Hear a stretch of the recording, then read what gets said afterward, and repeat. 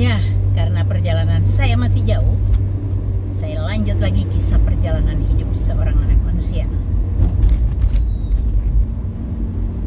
Kali ini aku mau bercerita tentang berkat, tapi bukan berkat berupa materi ya, tapi berupa anak.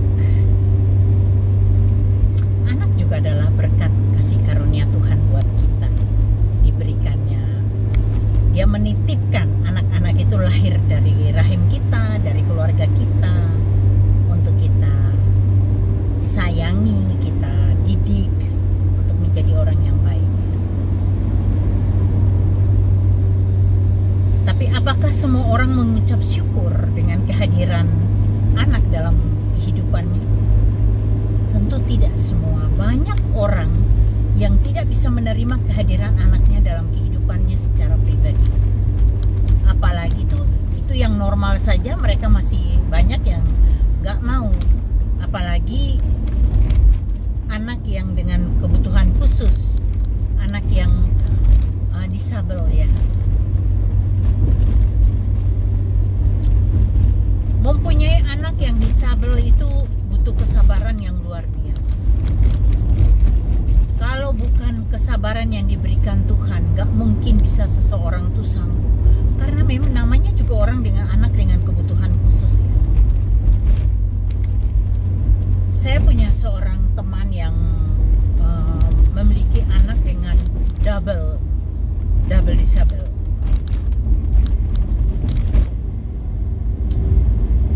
Sudah ada Down syndrome, tambah lagi dia lumpuh.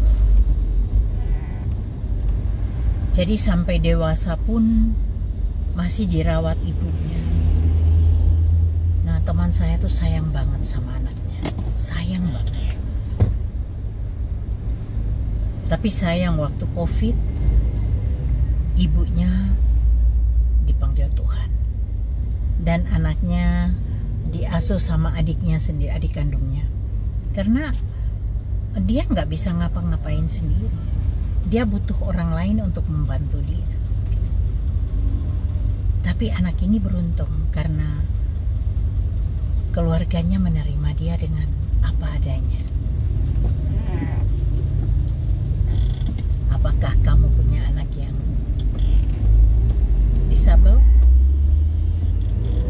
Saya juga iya, punya satu dengan kondisi yang ya dia bisa berjalan, bisa berbicara, tapi tunarungu.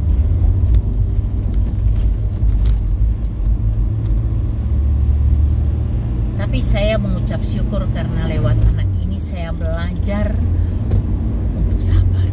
Karena dulu saya bukan orang yang sabar, nggak bisa sabar. Sekarang saya sabarnya di atas normal. Itulah Tuhan mengajarkan kita, kalau dalam kehidupan kita nggak mau belajar, kita akan tersiksa.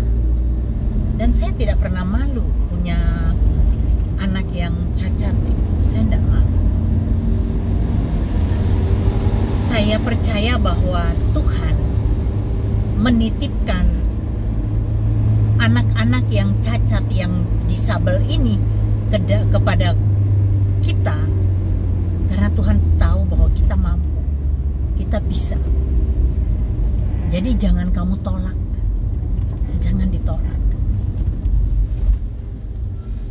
Ada, seingat saya itu ada juga orang dekat saya yang cerita, ada temennya yang punya anak dengan kecacatan ya, dengan hidrosepalus, jadi yang kepalanya gede ya, anak perempuan. Itu ayahnya tidak bisa menerima kehadiran anak ini. Entah dia malu apa bagaimana ya. Anak ini sering dibanting sama dia. Dibanting. Bukan lagi dipukul, dibanting. Ngeri banget. Ya akhirnya anak ini meninggal. Ya zaman itu belum ada ini ya, belum ada media sosial seperti sekarang, sehingga tidak terekam. Itu satu kejahatan loh, menyiksa anak, dan itu pasti hukumannya di hadapan Tuhan. Wong Tuhan yang memberi terus kamu nolak, kamu nggak mau kalau anaknya cacat, maunya yang normal. Memangnya bisa milih kayak milih buah di pasar?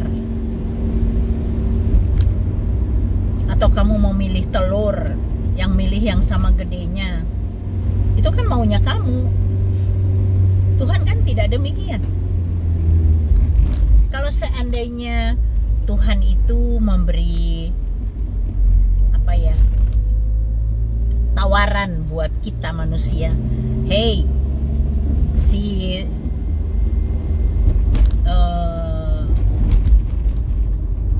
Anu, kamu mau saya kasihkan anak, saya mau kasih anak 3, kamu mau pilih anak laki apa perempuan? Saya misalnya bilang semua perempuan aja, perempuan, terus maunya yang seperti apa anaknya?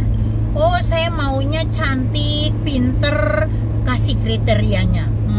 Bisa enggak? Kan tidak bisa begitu. Jadi apa yang Tuhan sudah kasih, apa Tuhan kasih berkat anak itu, ucap syukurlah. Dan kita juga harus menerima tanggung jawab yang Tuhan berikan buat kita itu dengan sukacita, menerima dengan hati yang penuh sukacita. Apapun kondisi anakmu, terima dia dengan sukacita. Ada yang mungkin tidak seganteng bapaknya atau tidak secantik ibunya, terus kecewa. Waduh, itu nggak bener itu. Saya punya anak yang cacat ini, jadi dia bisa, karena umur 6 tahun baru terjatuh dari tempat tidur dalam keadaan tidur yang nyenyak, kemudian mengguling jatuh.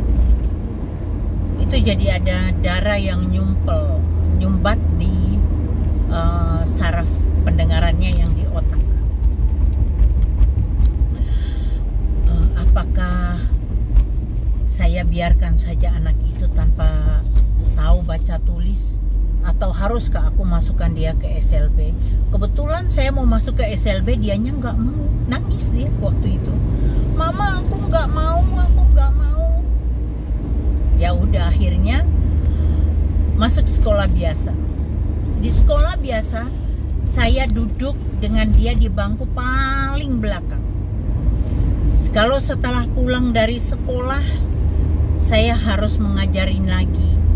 Bagaimana saya mengajarkan dia membaca, menulis. Kalau dulu, zaman dulu, ada buku yang ada pakai garis-garis, yaitu tulisan halus. Jadi tulisan indah ya. Tulisannya bagus banget dia tuh. Kakaknya kalah.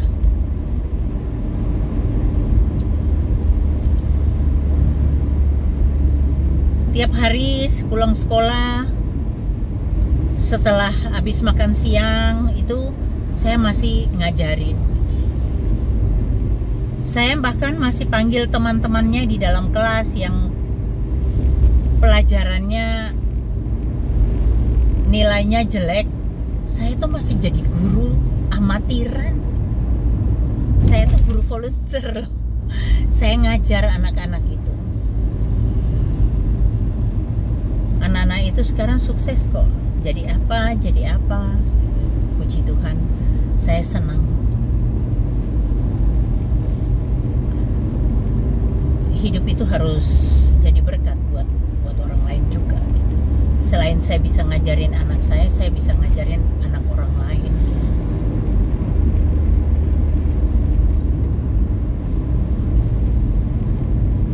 Kalau setiap mau ujian, saya harus keluar dari kelas itu, dan waktu dia belum bisa membaca sendiri, masih mengeja, guru olahraga yang mendampingi dia supaya dia bisa mengeja dan memilih jawaban ABCD-nya itu yang benar. Dia milih sendiri, cuma guru mengawasi dia. Ya kalau sudah jawab, jawabannya benar, ya udah tulis, conteng gitu. Saya teringat banget.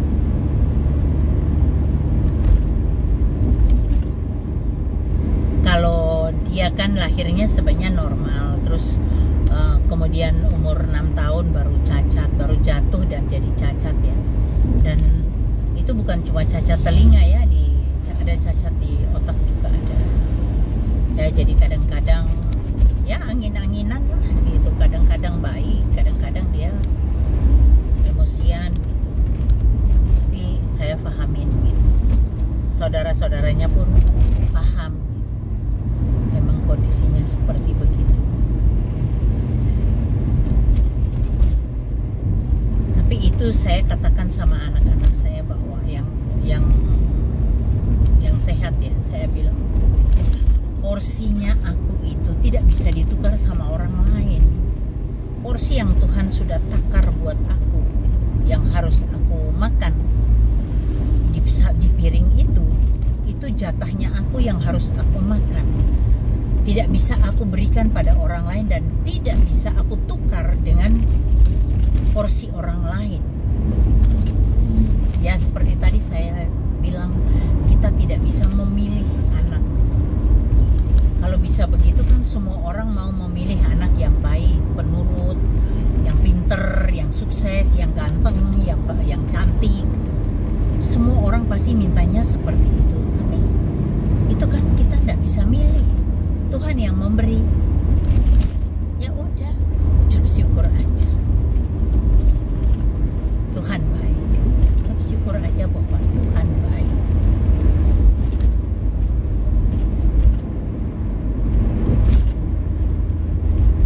Kalau ada orang saya pernah juga suka datang di panti yang anak-anak double disable. Ya mereka tuh 90%-nya itu tergeletak di atas ranjang karena double ya, kelumpuhan. Dan yang ada yang Down syndrome yang benar-benar Down syndrome yang tidak bisa berbicara, double ya, sudah Down syndrome tidak bisa berbicara lagi, sudah seperti boneka yang hidup tapi tidak bisa bergerak, tidak bisa apa. Untuk makannya mereka harus disuapin, mandinya mereka harus dimandiin, pupuknya harus mereka ada suster yang bersihin, pipis harus ada suster yang bersihin. Tidak mudah, benar-benar tidak mudah buat merawat anak-anak yang seperti begitu. Butuh orang-orang yang punya hati besar, karena itu melayani Tuhan. Itu kan melayani Tuhan. Tapi ada orang-orang tua, tahu Bapak Ibu Saudara, yang buang anaknya, taruh di panti dan tidak pernah membesuk. Ada dari Papua, 2 anak perempuan ditaruh di situ dan tidak pernah dibesuk. Sampai hari ini tidak pernah dibesuk. Anak itu bukan sampah. Anak cacat bukan sampah yang bisa kamu buang atau kamu bakar aja, kumpul bakar, sudah tinggal debunya jadi tanah. Ini manusia loh, kok dibuang aja begitu?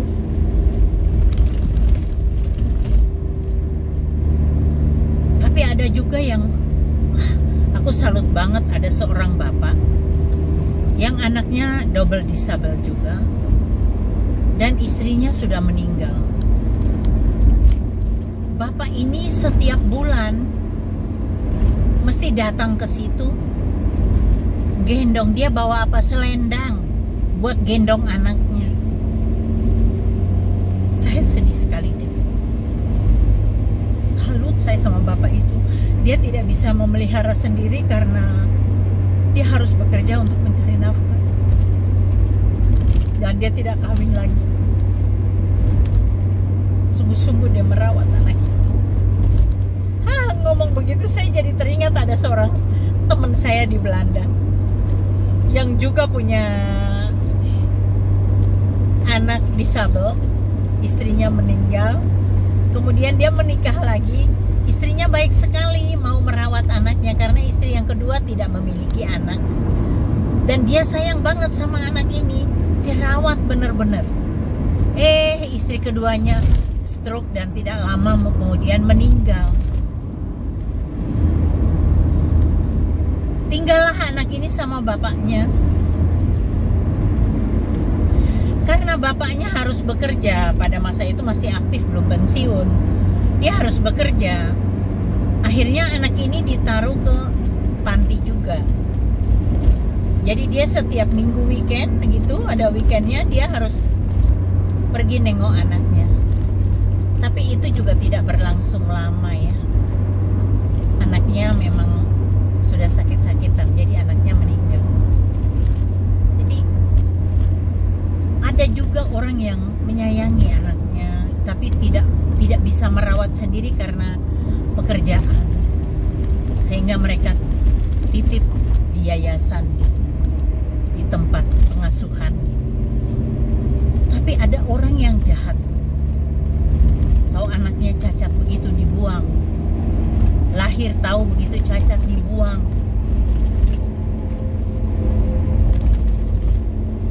Anak itu bukan sampah.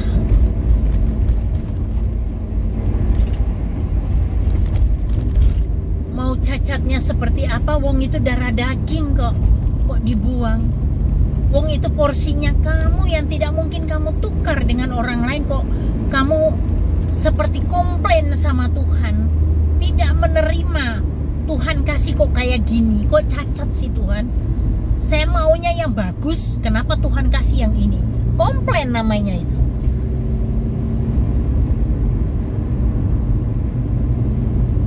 Padahal Tuhan titip sama kamu karena Tuhan tahu kamu mampu merawat anak yang cacat ini.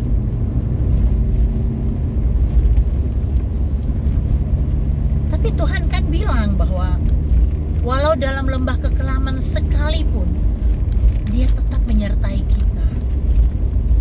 Kenapa melakukan hal yang buruk itu?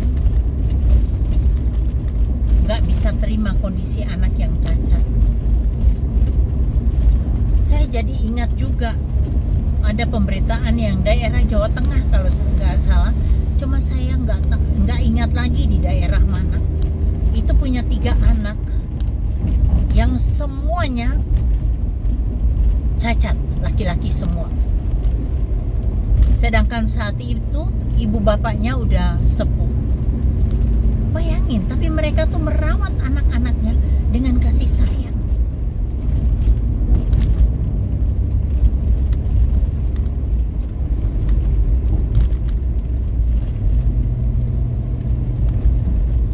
Mereka orang yang gak mampu saja mau merawat pemberian Tuhan itu.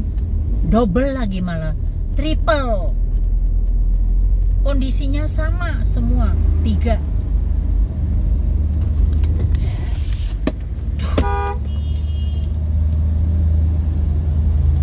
Ini mandek di depan truknya.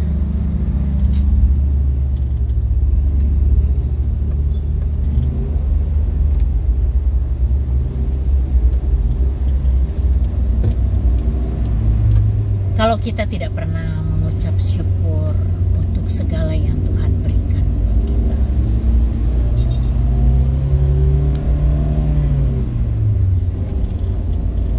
kita menjadi orang yang berdosa di hadapan Tuhan. Tuhan kasih kita anak yang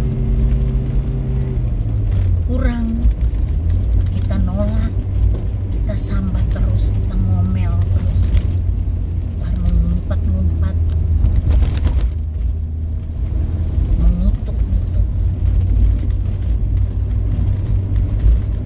Tuhan marah. Nanti kita pasti satu waktu di hadapan Tuhan, penyesalan itu datang sudah terlambat. Jadi kalau kamu punya anak yang cacat, rawatlah dia baik-baik.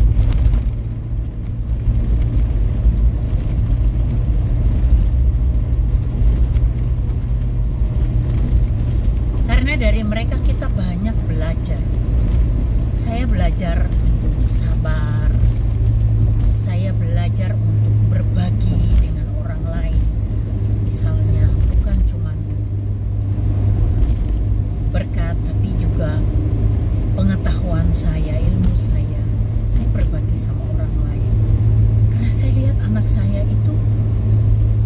dia cacat ya, hatinya baik sekali, suka memberi, membantu orang lain.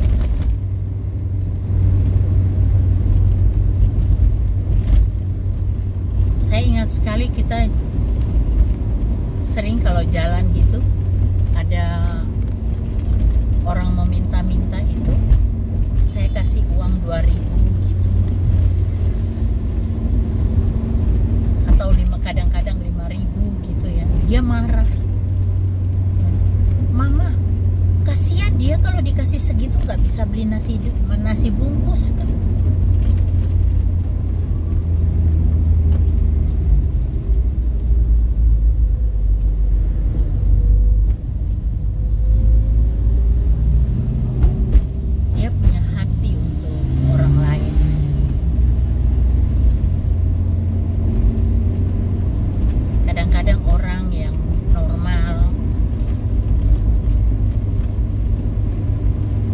Suami istri normal, anak-anaknya normal, kehidupan finansial mereka di atas rata-rata, nampaknya bahagia banget. Kadang-kadang orang suka bilang begini sama saya, Bu, sama konseling. Ya itu, tidak bisa lihat orang lain.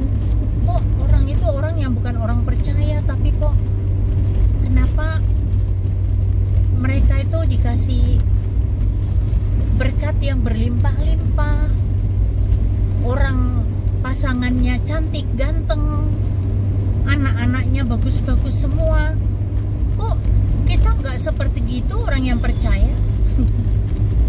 Keren sekali. Saya bilang kan mereka juga dipersiapkan seperti sapi sembelih, iya, seperti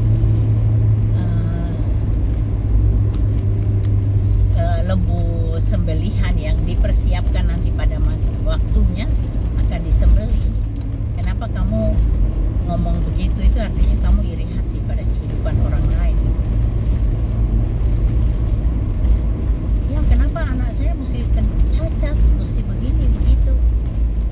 Punya anak cacat itu kita belajar banyak dari mereka. Belajar sabar, belajar mengucap syukur. Kalau melihat kondisi mereka kan kita mengucap syukur ya, Tuhan memberikan kita normal. Kita belajar sabar dari mereka. Bagaimana mereka itu dalam kehidupan sehari-hari itu mengajari kita untuk sabar dan juga mengucap syukur. Banyak hal yang kita bisa belajar dari mereka. Diomongin orang, dicuekin aja, biarin aja. Anak saya tuh malah bilang gini, aku bersyukur aku tuli supaya kalau orang mau ngerasani aku nggak denger, biarin aja, itu dosa-dosa dia. Bisa ngomong kayak gitu.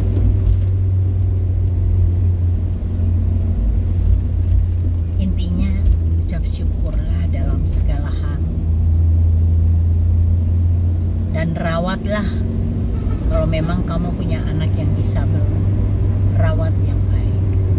Entah mungkin dia buta, entah dia tuli, entah tunawicara, entah mungkin tubuhnya yang bermasalah, apapun juga itu, ucap syukurlah dan rawatlah mereka dengan baik. Berikan yang terbaik yang Tuhan berikan buat kamu, berikanlah buat bagi anak.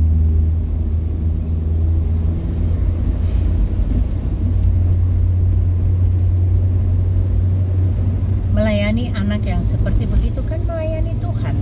Bukankah Tuhan yang punya? Tuhan kan titipkan sama kita kan? Itu kan punya Tuhan, bukan punya kita. Tuhan titipkan sama kita supaya kita rawat. Kok kamu nggak mau, marah-marah malah nggak terima, ya lucu aja kan. Oke Bapak Ibu, belajar dari anakmu yang disabel, belajar dari orang yang ada di sekitarmu supaya